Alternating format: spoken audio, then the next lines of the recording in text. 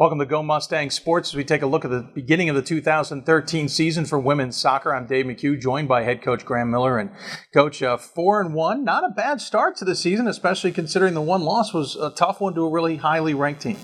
Yeah, when I set up this schedule, I knew that, those first 5 games, over 9 days were going to be difficult. And to come out of it 4-1, if you'd given me that back in, June or July, I would have said, yeah, sure, I'll take 4-1.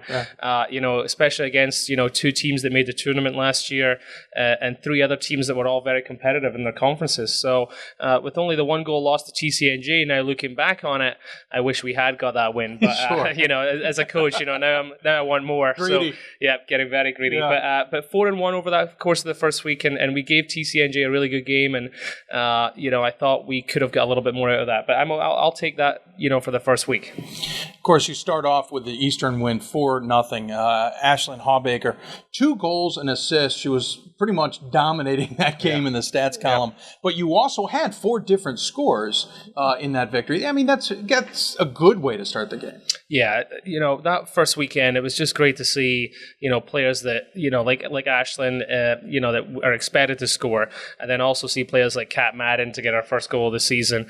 It was just great, and Alexis Sajak obviously has came on great as a freshman. So it was good to see, and we had that last year. We had, over 20 players, 20 different goal scorers. So to start off that way, I think was great because, teams are going to, find out our best players, mark them. So we need other players to step up and score. Of course, Hawbaker pretty much picked up where she left off in the second game against Haverford, leading your guys to that shutout win there. Yeah, she just, right from the start, I mean, that was one of the best goals I think I've seen in my, 6 years here. She just took that ball, a minute and a half in and goes by three Haverford players, and this is a team that was receiving votes and goes up the field and places it by the goalie. It was just a great finish right from the start. Of course, that's a 2-0 start. You again get your third shutout of the season out of 3 games. Alexis Sajak scores the game winner in that one.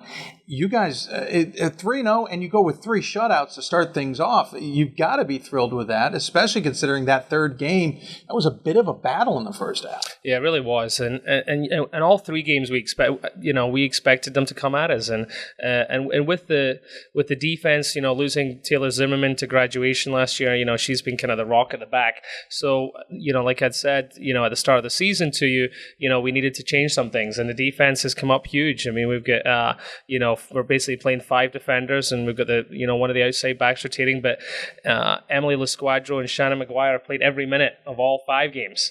So you're looking at, 5 games over 90 days, and they've played 90 minutes every time, and those 2 have just been a rock, obviously, along with the goalkeeper Annie as well, which has been an amazing start to record 3 shutouts against those 3 very tough teams. We'll certainly talk about Annie in a minute, but back to the winning goal. That one almost didn't just kind of materialize. It didn't look like it was. It looked like it was breaking down, to be honest with you. And all of a sudden, you just got a good look, and she was able to poke it past. Yeah, it was just that it was one of those things. Dickinson was physical, and we were physical, and we had lost Ashlyn in the first half, and Alexis has been, just a really, really work hard type of forward. She's not always the flashiest forward, but I mean, that was a battle with the defender, and it ended up, she won the battle, and she wanted the goal more than the defender wanted to clear the ball, and that's all it took in that game. 1 goal was obviously, I think, going to be enough, and it was enough, and she just won the battle, and what a great finish. So that was good.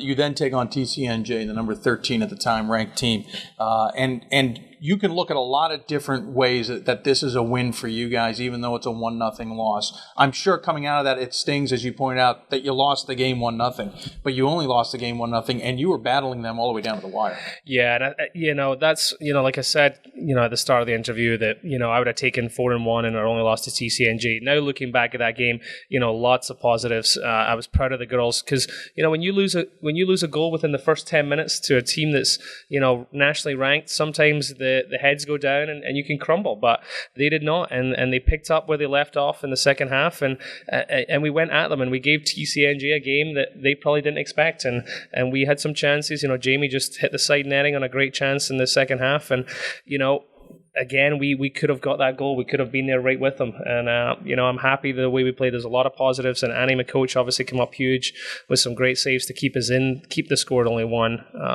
And again, our midfield really did well. So a lot of positives from that game. And of course, you mentioned it, kind of getting your heads down. You lose that game. It's easy, especially on a tight turnaround, to get your heads down and not be ready for the next one. But you guys bounce right back against a tough William Patterson squad. Yeah, and they gave us a game. I mean, I said to the coach afterwards, he should be very proud of his players. They had been beat up a little bit against St. Mary's the day before.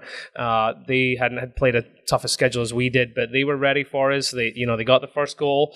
Their tactics were, as I would say, were spot on. They packed it in.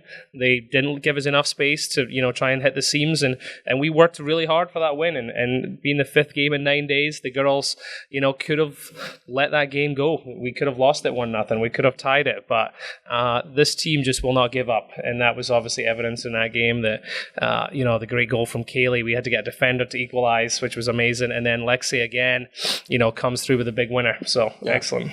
You mentioned Annie McCouch a couple of times. Let's talk about that. At the beginning, when we talked about the season and we looked ahead, you had 4 goalies in the stable. You thought you would be picking one of them.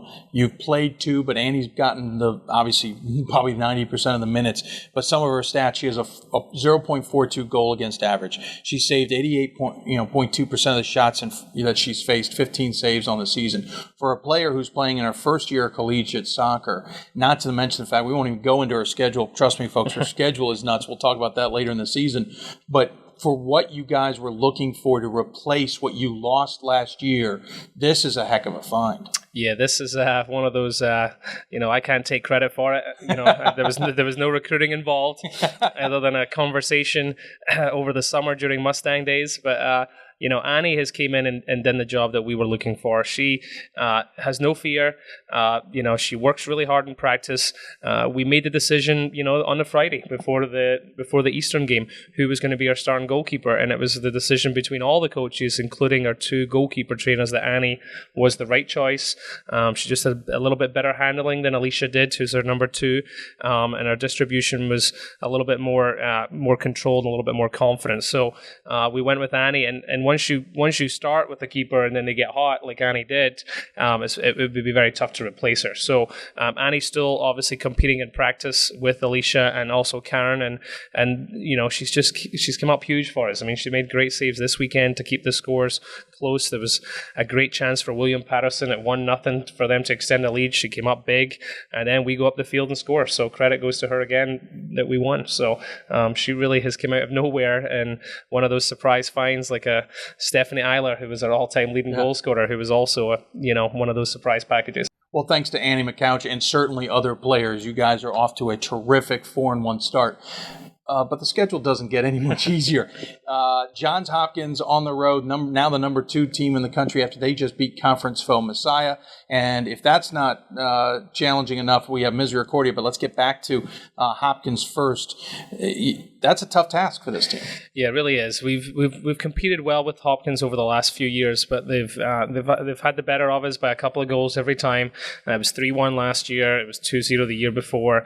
So now, and going to their place obviously is never easy. They've got a real tight turf field, but this is what we're here for. We're here to play the best teams to make it to the NCAA tournament.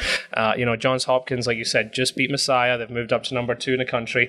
Well, we just played TCNJ, who's number 7 in the country, and we competed with them really well. So, this team understands why we're doing this schedule.